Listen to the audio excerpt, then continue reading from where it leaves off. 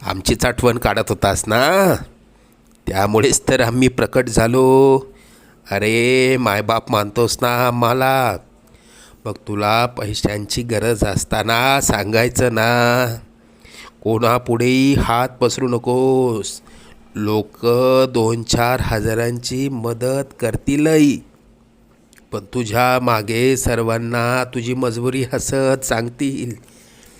आता तुला कोणापुढे हात पसरण्याची वेळच येणार नाही. तू आजपर्यंत भरपूर दुःख सहन केलंस. लवकरच तुझ्या रडक्या भाग्यात सुखाचे दिवस येतील.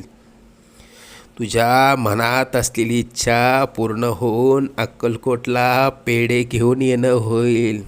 येशील ना आम्हाला भेटायला अक्कलकोटला? सगळं मनासारखं होईल.